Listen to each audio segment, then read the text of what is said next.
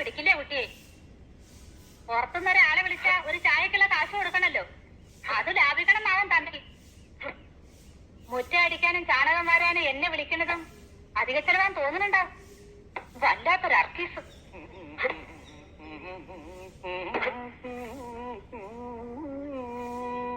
തിരുമേനി മദ്രാസിന് തന്നെ വന്ന് താൻ ഗുരുവായൂർ പോയതിന്റെ പിറ്റേന്ന് തന്നെ വാടോ ഒരു കളിക്കാന്ന്.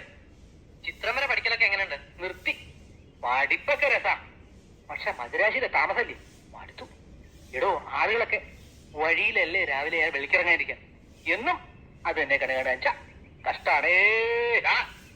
ഇത് കഴിഞ്ഞിട്ട് വേണം തോട്ടത്തിൽ 4 തൈ തിരിഞ്ഞു വെക്കാനുണ്ട്. ഒരു പണി പറഞ്ഞാ അത് ചെയ്യാതെ ഒരു കൂട്ടം പഞ്ചായത്തിൽ നിന്നു. താൻ അങ്ങോട്ട് വാ. കാട്ടുചേരയുടെ സ്വഭാവം ഒട്ടും മാറിയില്ലല്ലേ? തോട്ടം മുടിയാൻ കാലത്ത് മുതീർപ്പം കൊലയ്ക്കും, അതാണ് ഈ നമ്പൂരിക്കുട്ടി. പണ്ട് 12,000 പാട്ടം വന്നിരുന്ന ഇല്ലത്തിന്റെ സ്ഥിതി ഇപ്പൊ കാണുന്നില്ലേ?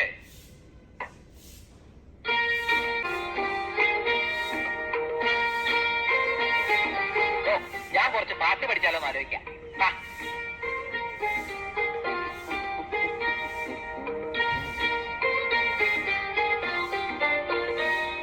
ഓ, അങ്ങനെ ഒരു ആപത്തുണ്ടല്ലേ.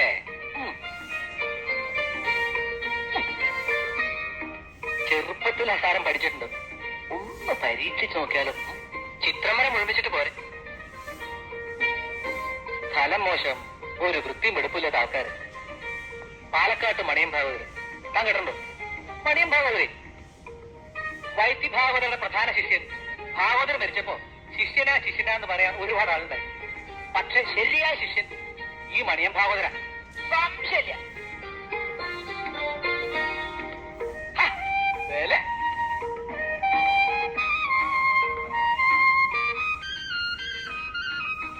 ഇപ്പോഴോ